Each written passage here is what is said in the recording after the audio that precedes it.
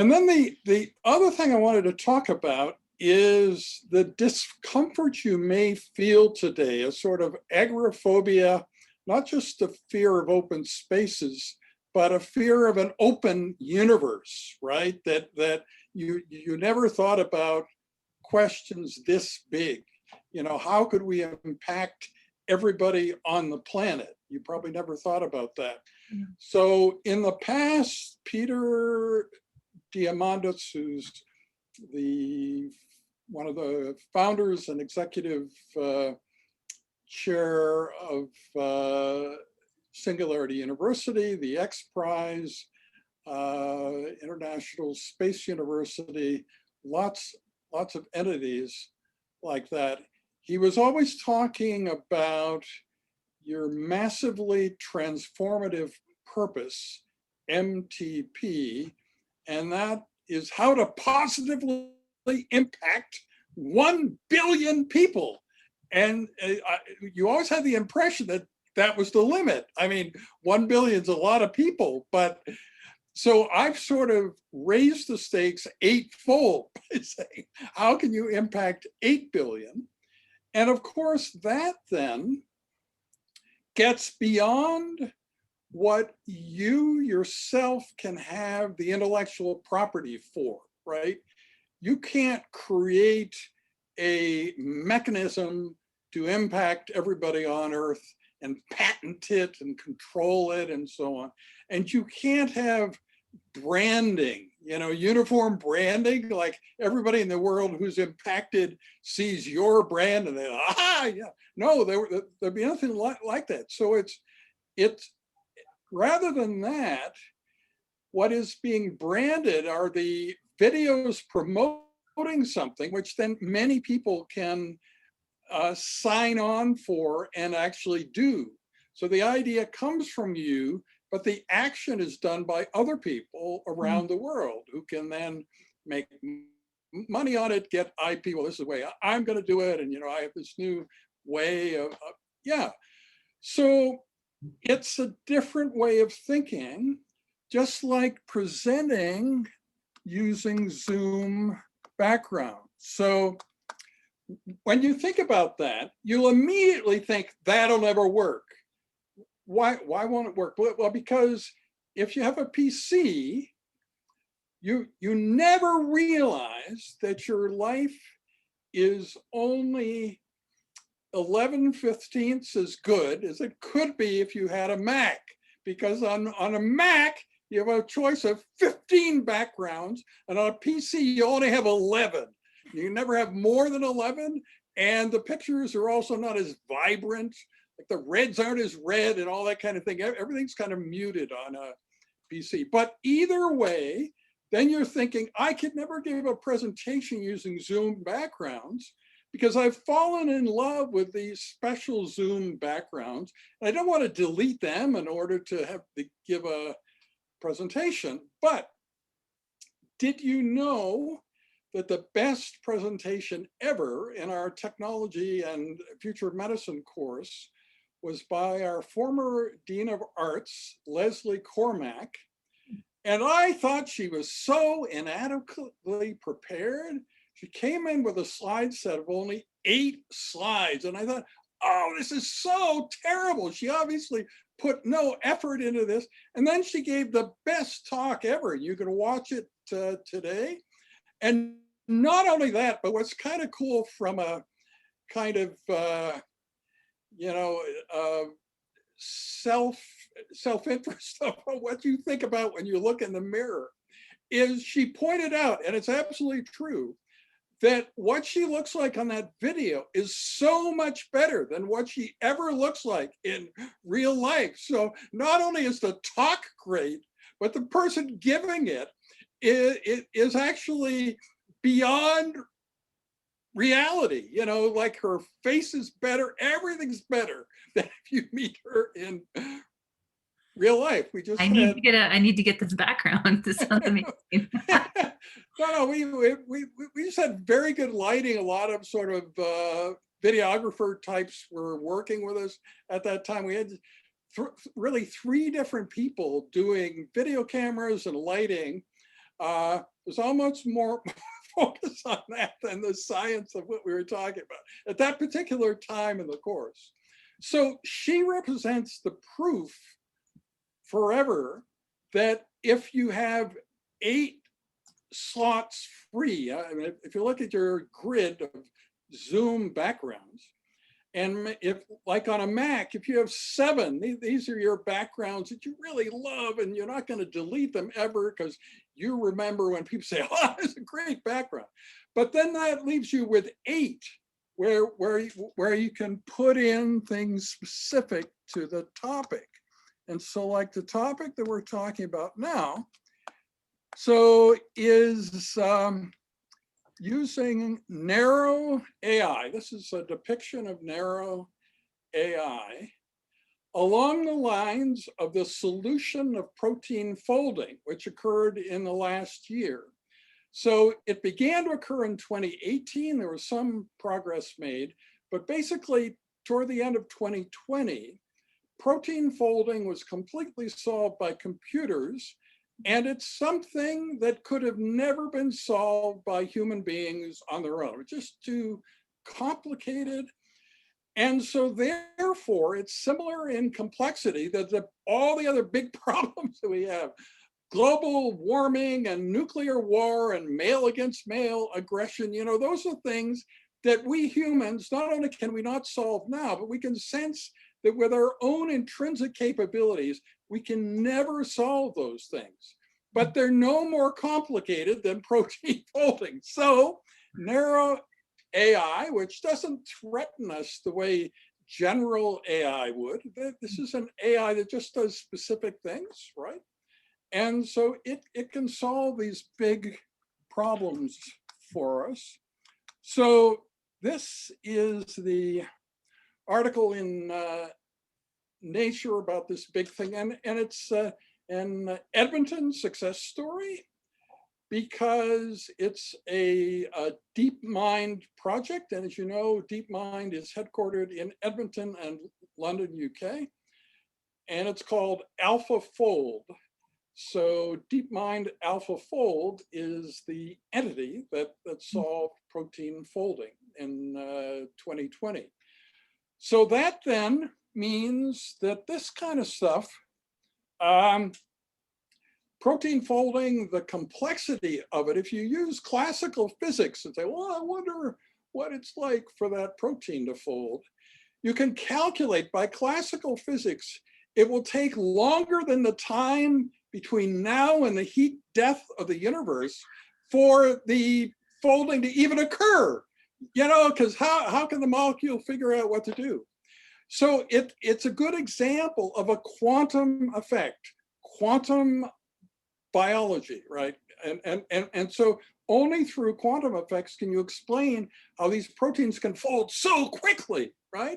So it's kind of exciting. It brings two things together, narrow AI and quantum biology, all in that. And then taking that as an analogy, then you can think about all the other challenges we have, like nuclear war. You can think of all the reasons that we can't solve it. And you can say, well, it's just politics or something, but whatever it is, it's pretty clear that we cannot solve it, right? We don't feel like we're close to solving it, or some countries have solved it and other, it just looks like it's beyond solution. And, you know, global warming is sort of similar to that. So the funny thing is now, like Yuval Noah Harari, he and I have an interesting relationship because Shita Mogi and I, one of my students, we've been doing videos where we're trying to correct misstatements on the internet. And so he is like the most famous tech writer out there. And so, for instance, here he said, no one knows what the world will be like in 2050. And what's kind of funny is, I don't know if you're Shutterstock fans or if you ever use Shutterstock images, you could just go into Shutterstock in the search field and put in 2050. You got all these specific depictions of what the world in 2050 will be. Now, well, they may not be correct, but it's kind of funny. He's saying no one knows, and it looks at least like Shutterstock knows.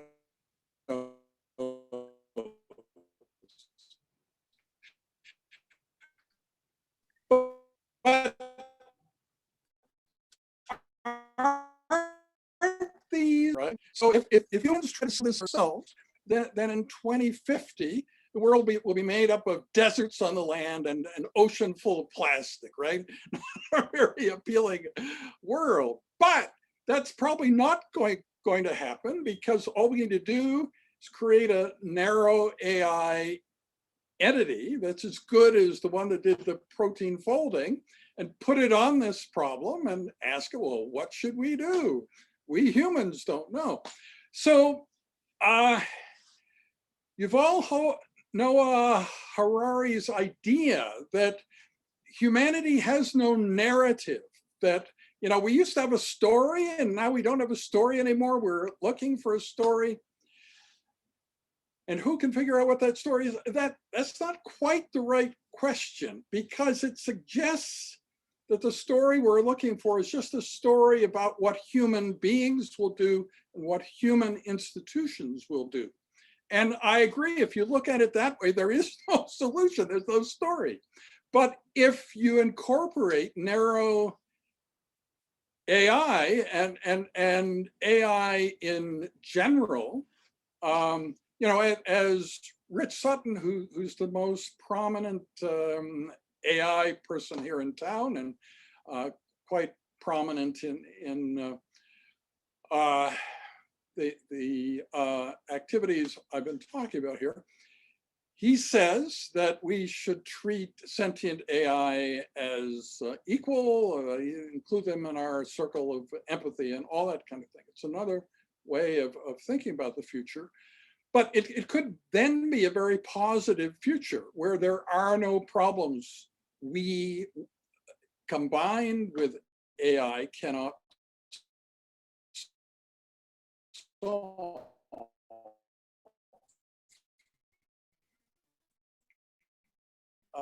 Of healthcare. Now, this has become a very interesting image to me, because somebody seemed to assume that I, as a guy with testosterone flowing and so on, had spent a long time searching for this picture. Actually, it only took me a second because I plugged in 2050. This was the only health-related picture that came up. So the question is this a highly objectionable image here? And I don't know, I just find that interesting. So this same person said that the robot should be wearing clothes. And it's really offensive. You got a naked robot. But most robots, like my robotic dog, most robots don't have any covering. So that's sort of amusing, but also important thing, I guess, for society to work out is there a future industry of clothes for robots, or is that something ridiculous? So I don't know. And what about gender for robots?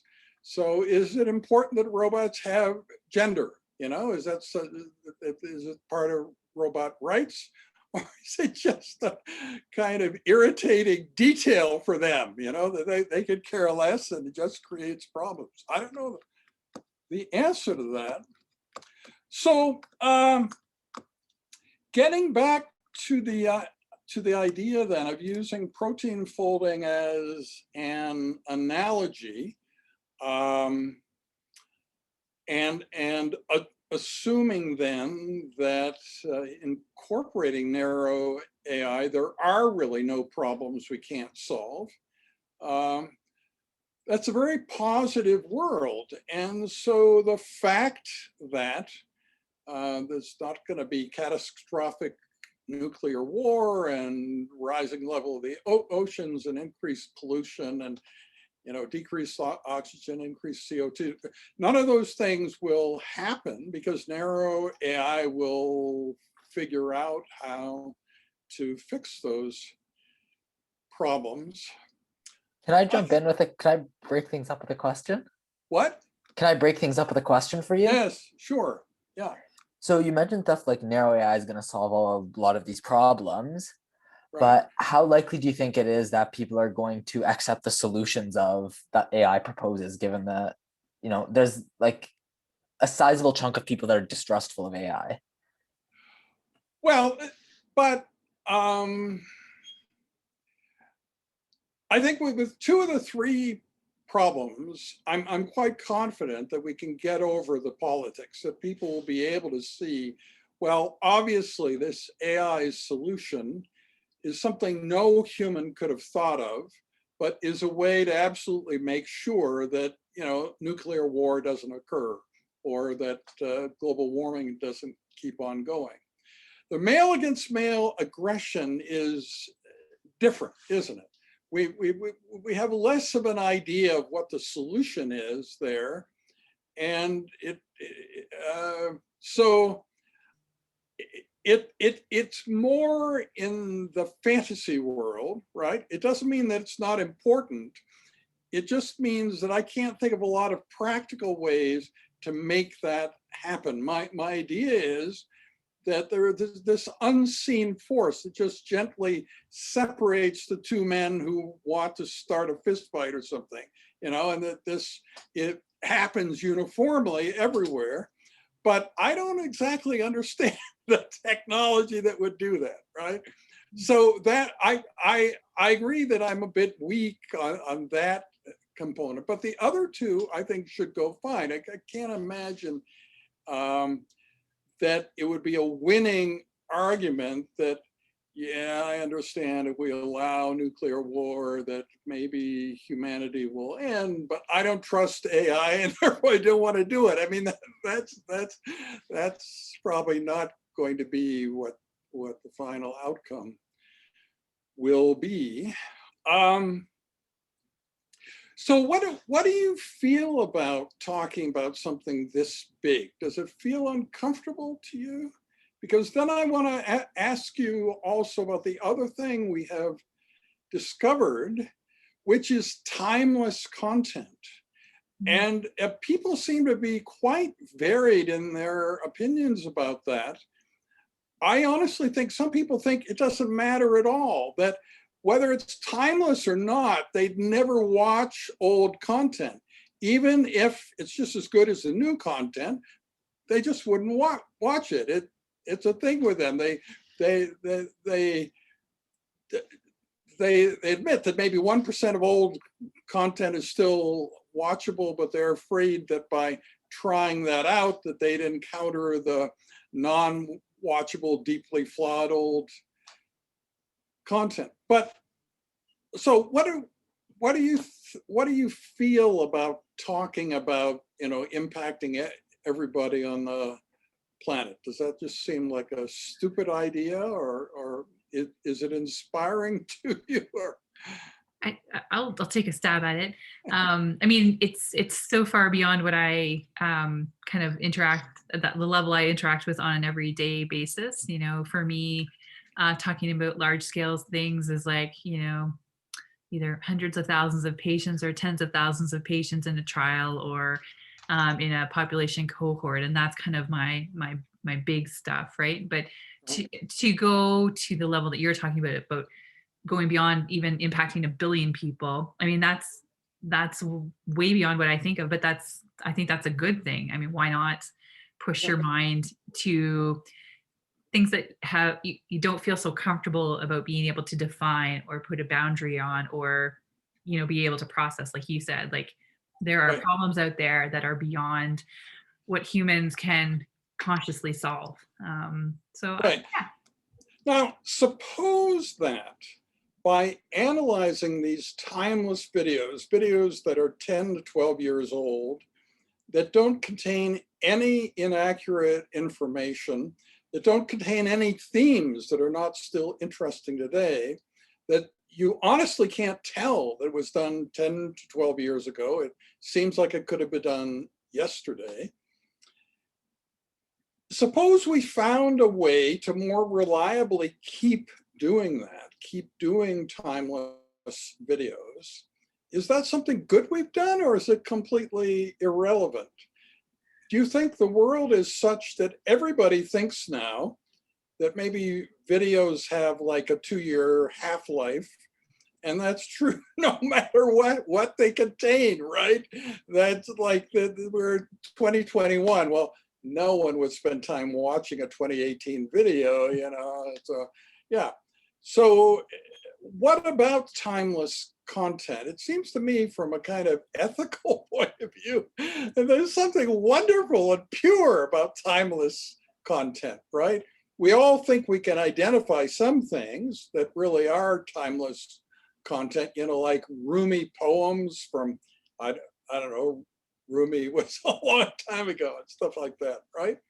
So what about that? Is that something worth researching? How to create timeless content? Take the examples that we know and see what their characteristics are, or is that something completely unimportant? I don't know. Like, I mean, the concept of it is attractive in a way, but I think also, I don't know, like I'm trying to think how would one do that? Because I mean, I think also part of the learning is to understand, you know, how ideas or knowledge evolves. And, you know, at our moment right now in 2021, we think we have, you know, the most current information, and we do. But it also comes on the back of information that was either disproved or you know, has evolved through additional discoveries. So Right. in a way, you would kind of lose that texture of like, well, where did we come from? How did we get here? And removing that timestamp, I think, would be, there would be something lost I'm there. not talking about removing the timestamp. I'm just talking about sort of identifying that, as far as one can tell, this video, which was shot at a certain particular time, contains no elements that are not true and not interesting today, and doesn't look like it has any elements that will go stale, right? So how would you do that? Well, your first thought is just make it very general, right? Make it very general. Yeah, but in the area that I work in, like the future of medicine, a lot of our content, technology in the future of medicine, is speculative. Means it's something that doesn't exist yet, right? We're talking about something that likely will exist, but it doesn't exist yet.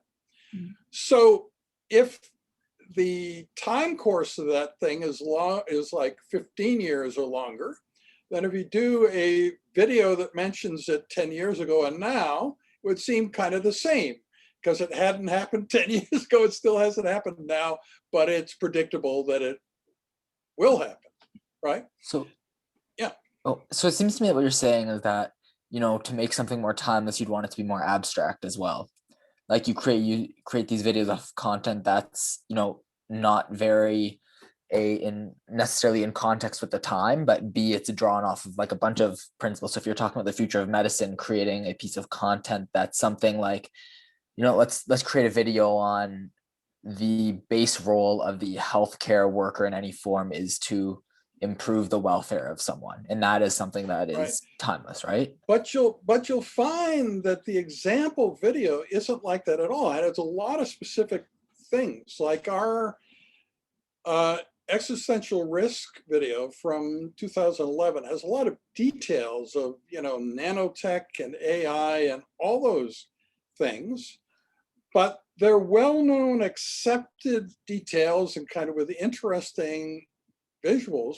But the whole thing is details, details, details, but there's nothing wrong with it. There's nothing uninteresting. It's still as interesting today as it was then. So it's not exactly like what you're saying, where you make it so abstract that nothing can be wrong, but also people don't like things that are completely abstract. And that certainly isn't. It has lots of references to classic movies, and it has excerpts from The Matrix and other movies, and Minority Report, so on. So the best example we have of timeless content is pretty interesting to watch. Still, you don't really get the feeling that I'm just doing this because Kim asked me to, but I would never watch the video otherwise. It's why? No, you really don't feel like that. But the other reason why most people don't produce videos that are timeless has to do with corporate branding, right? Because that also changes. Even if the facts of what you're creating don't change, the way you present yourself to the world, like your logo, your taglines, what your advertising department's doing, that creates a different sort of outwardly facing view of you. It's sort of like a human being growing up, I guess, and going through various phases of dressing this way, dressing that way. Oh yeah, well that video was when I was in my this phase or that phase, right? So if a corporation is doing a video, I think it probably by definition can't be timeless for that reason, because they don't want to always present the same face to the public, because none of their competitors are doing that, right? They need to keep up with the Joneses, right? So in a very real sense, what we're doing here provides an example of kind of a non-corporate approach to life, right? You can think about that. It does have some downsides, a lack of uniformity and predictability. Like the videos that I attached, Cindy attached one video to her promo, and I gave you 5 others. You're like, I'm not gonna watch those other 5 videos. What's Kim thinking? But if you did, you'd find that they vary a lot in the pace and the way that the information's presented, and how many presenters there are, and yeah, the format is like completely different in each one of them. And if we were selling something, we'd want a more uniform product, right? So like it's like issue 1 through 6, right? That people would, if they pay for issue 1, they expect similar general quality and characteristics in issue 2, and so on. So what about that? Like in a YouTube channel, like I have nearly 1,500 videos, the heterogeneity is huge, right? I mean, there's some, like I have 1-minute videos where we are giving you tremendous amount of content within a 1-minute period. What are the arguments for and against mind uploading, and how will it work, and when will it happen? Poop. Oh, within 1 minute, and others where we have an 80-minute class period where the class is in a really talkative mood, and so we just ramble around and talking about a whole bunch of things. And even if we create a very granular table of contents, it really doesn't help you very much, because people who are really helped by the table of contents are the people who have no intention of watching a video, because they can just spend 30 seconds reading the table of contents and they think, okay, I know what was in Kim's video. I never, ever have to even consider watching the video again. So what we ended up doing, kind of an interesting approach, let's ask the AI, kind of the technology side, how it would index the video. So what that means is look at the audience retention peaks. The audience retention peaks are when people think, hey, that's really interesting. And they go back to it again to watch it again. So that creates an audience retention peak. And so that kind of index is kind of intriguing. Just gives you what's being said at the audience retention peaks, but it does tell you about what's in between. But it's just intriguing enough that you will actually go in and watch the whole video, because well, you're just trying to think, well, how could that remark remain? Yeah, so that was the way that we finally came to of getting machines to tell us what we should actually put in this poetry-like index, which isn't like a usual index at all. It's just sort of abstract of what's being said at the audience retention peaks. It took me years to realize that I needed to do that. I couldn't understand, while my indexes became more and more accurate, how the number of viewers of the video kept going down. Finally I got, wow, I guess those two are related. So I'm making it easier for people not to watch the video. Yeah. So, any other thoughts about this? How much time do you think about the human race ending? Is that a thing with you? Do you lie awake at night and worry about it? Or is like today the first time you ever gave it serious thought, or what? Oh, sorry, go ahead, Al. And I was gonna say it's very so I've had my own experiences with the Yuval Noah Harari's books, and Right. that he was one of the first people that really kind of touched on some of those existential threats, what the Right. world's going to look like 50 to 100 years down the road, Right. and made me think about it. That kind of, I read both of his big books. Yeah, Sapiens and Homo Deus, yeah. and 21 Lessons for the 21st Century. I haven't done that one. And then there's a graphic novel. If you think about reaching the 8 billion, right, you need comic books, right? Definitely comic books. So there's a graphic novel of Sapiens, which is really quite good. And he's spent a lot of time in this graphic novel. But I'm very proud of the interaction. When we've complained about things, he has always fixed them.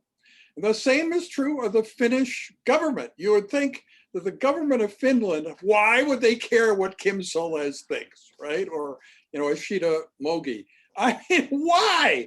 But so the government of Finland's a small enough country that they can be nimble, right? They can react much quicker than bigger countries. So they decided to be the country where their populace understands AI better than any other country. So they developed this free artificial intelligence course for citizens of Finland.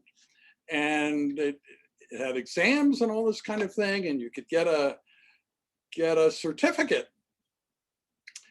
And one of the things it said was so astounding. So what about AI like taking human jobs or threatening, survival of humans?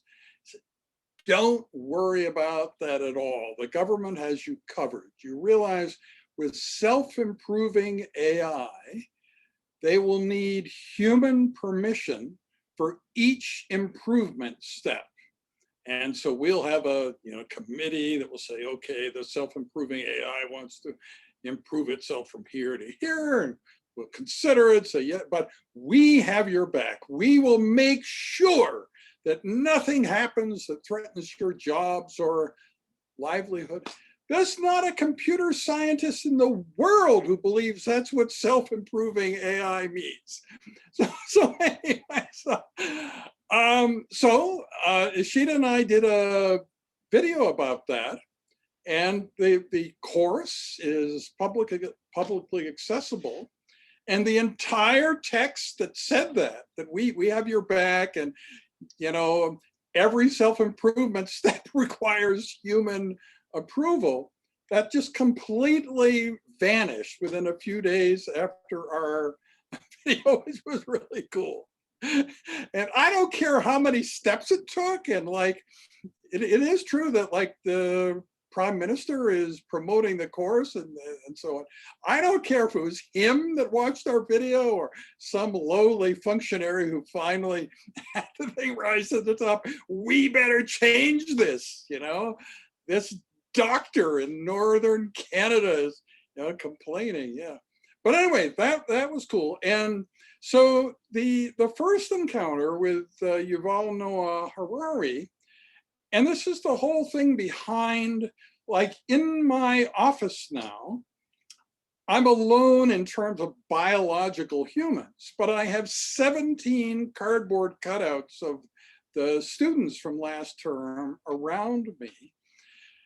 And the reason we decided to do that goes back to Yuval's claiming that in the future, human culture will be wrecked completely because every interesting plot line for any novel or TV show or movie or play or anything that appeals to you depends upon human decision making. And in the future, all the big decisions will be made by machines, because humans will just find out that if you're deciding who to marry or what to do with your life or where to live, all those big decisions in your life, if you decide that on your own and compare that to people who go to the sentient machine, that the sentient machine answer is always better than the human answer.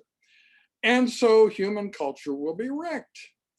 And Ishita and I said, that is ridiculous. Humans are adaptable. If there's so much intelligence around to help us, that will somehow make human culture even better. And one of the ways is that the reason we can't lead multiple lives now is we'd get them mixed up, right? And it would get everybody in our lives mad at us because we thought that this instance of ourselves did this thing, and was actually the other instance. And, we'd get mixed up about if there are 5 of us, which one did what and when and so on. But if we were 5 times as smart as we are, then we could keep it all straight, right? And it would be perfectly seamless. And imagine the parties at the end of the day where all your multiple instances of self come back together and have this grand party, and they're so compatible because they're all just really you, right? So anyway,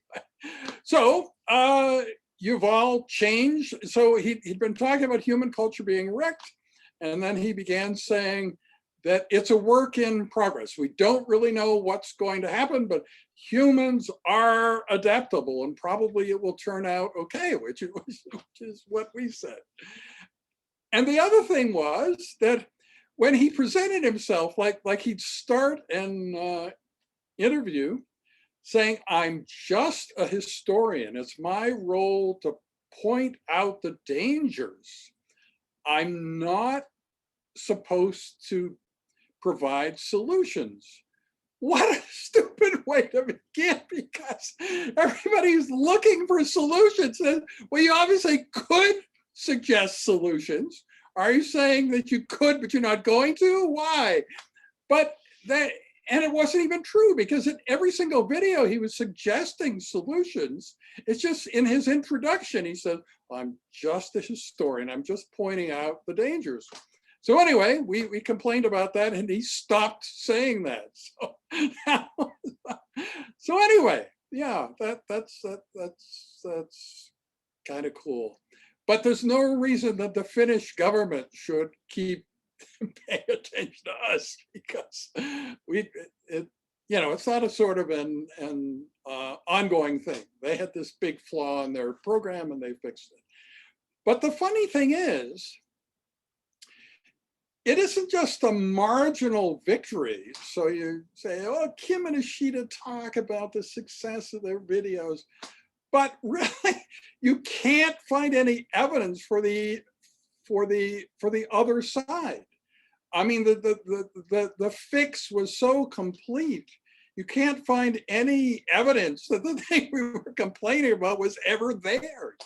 It's kind of cool that the fix is so complete. And the final story is something you could do pre-COVID that you can't do now, but we couldn't figure out. I mean, if you take the key elements of the future, say, we know that these things are like the most important ingredients of the technological future, that practically everything you would name was not being presented at major medical meetings. It was just completely absent. Like the Human Cell Atlas project, single cell transcriptomics, was competing with bulk transcriptomics, which everybody was doing. There's a huge industry in that. Take a big chunk of tissue, find out what the average DNA and RNA levels in it are. And those companies just thought it kind of inconvenient to talk about single cells, which seems way sexier, but so none of the major meetings had that. But it was all over Facebook, because the Chan Zuckerberg fund, what was one of the major financial supporters of that enterprise. So everybody on Facebook knew about it, but people who thought they were doing what they were supposed to be doing, going to the main medical meetings to find out what's going on, were finding out nothing about this. So anyway, there were numerous elements like that. So what Ishida and I decided to do, go to one of these major meetings, go to the biggest, tallest, grandest, most expensive booth and say, we want to talk to your thought leader. Now, you might think that would be difficult for them to decide, but they all knew immediately who that was. And that this kind of bright, cheery looking guy comes down. Anyway, and you say to him, why is it that all these easily predictable elements of the technological future seem to be systematically being kept off of meeting programs for big meetings like this? And the answer is, and it kind of makes sense, Dr. Solez, I know it sounds surprising, but there are always potent forces opposed to progress. Very, very good reason. It's not, the progress you're considering is not in that company's interests, and so there are strong conservative forces that act as a kind of brake, trying to hold us back, trying to prevent new ideas from being presented because it may impact big companies' bottom line and stuff like that. Yeah. So anyway, so that was. So Kim, really, just a question there. So yeah. if we recognize those kind of opposing forces, do you see that as a major challenge to kind of your goal of converting a billion people or 5 billion people, and kind of like your like in those higher level sort of thoughts, right? Like, how do you manage those kind of opposing forces? Yeah. Well, I think that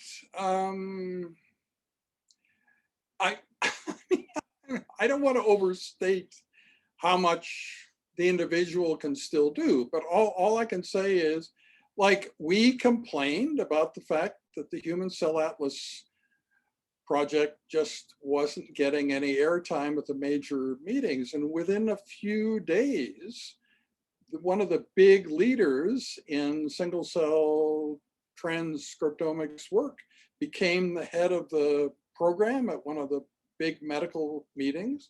They invited the top person in the Human Cell Atlas project to give a plenary talk.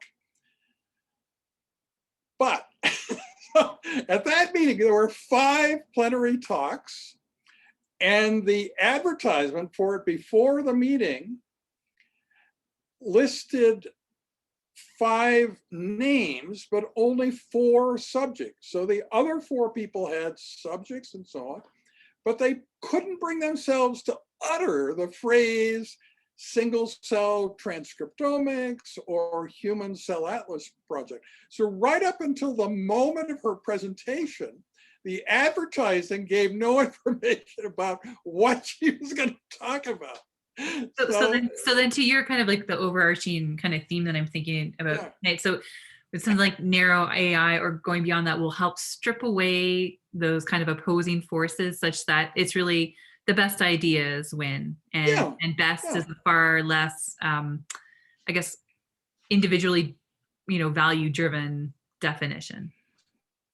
But it's I think there will become corporate, they'll become, machine entities that people really trust, and for very good reason. We kind of already have that to some extent. If you look at the phone records on your phone, a lot of your recent calls were to automated attendants. And, 10 to 15 years ago, that was so unsatisfactory. The automated attendant couldn't understand what you were saying, and it always took longer than if you'd reached a real human. But now it's definitely more efficient than if you had reached a real human. And it can be extremely satisfying, and it's even sort of polite. It does all the human things without being human, right? So, and you have more and more experiences like that every day, and a lot of other things where the machine anticipates things that you want to do in a way that actually help you. I mean, it's bad if it's just doing that to try to sell you stuff, but if you're trying to do creative work and it suggests things that actually make that creative work flow more quickly, and more of that is actually happening. So we all have experiences of trusting machines more every day, really. So, yeah. Anyway, well, thanks to the 2 of you for putting up with my big picture ideas. And it's great to hear, because I mean, like I said, like I'm working at a level far lower, but that's the great thing about this, is that you're pushing us to think broader and to think higher, and I guess really, kind of, I really think further ahead, because you're right. I mean, actually, your example of, the phone, automated phone conversation, it used to be such a painful thing, but technology has really moved that along. And so you think, okay, well, you know what? It maybe doesn't move as maybe as some people think it should, and that's maybe not as satisfying yet. But if you really kind of look back, like we've come a long way, even in a very short period of time. And yeah. So there are some other things that you can imagine will become more nuanced and helpful. On Instagram, if you unfollow somebody who has a private Instagram account, so the public can't see what pictures they have, then this thing comes up that if you decide to follow this person again, you'll have to, ask them again and so on. But you can imagine, what is that the start of? It's kind of a start of engaging your feeling of sort of empathy and friendship and all this kind of thing. It isn't really that, but it's kind of getting in, do you really want to unfollow this person when you're only following them because they had to accept you as a follower because their channel is private, and now you've seen what they've got and you don't like it, you're trying to get out. But yeah, I think there will be other much more nuanced things like that, and eventually there'll be some situations where the machine interaction will help facilitate more comfortable human interactions where we think about other people's feelings more and accept diversity and all that kind of thing. So you kind of see that coming in the future. So anyway, I think maybe that's it, but thank you for taking part, and it'll be a useful video for me because you can imagine this is part of a much larger process where I'm trying to create big things, right? So anyway, this is a step along the way. So the next step on Saturday afternoon, I'm meeting with the students, the so-called Just Machines Gang of 9. So these are the students who are sort of going to keep my ideas and legacy going, sort of no matter what, and disseminate the ideas and make money from them, that sort of thing. So we're going to put more details on that plan on Saturday afternoon. And so you might wonder, how's the reaction of this going? And it was very gratifying today. Peter Diamandis, who is quite an important decision maker in the tech world, it's his usual phrase of, trying to positively impact 1 billion people. And he seemed to be really impressed with taking it 8-fold greater and also with a timeless content. So I'd expected pushback and sort of pointing out all the flaws in what I was doing, and I didn't get any of that. So anyway, yeah, so he's kind of enabling me. Yeah, so anyway. Wow, that's excellent, Kim. Thank you for sharing this. This is, like I said, this is a real treat because this is way outside of what I do 9 to 5 or 7 days a week or whatever. But this is important to think about, right? Like this can impact every aspect of one's life, and as you said, humankind. Yeah. And it also brings out the importance of the Pathfinder program and the interaction between us that program facilitated. So anyway, okay, thank you for this. Yeah, so thank you, and thank you. Keep us up to date on how it's going. And okay, and you can send me the video. Will do. Will do. Okay. All right. Thank you all. Have a great night. Bye-bye. Take care. Bye-bye. Bye-bye. See you.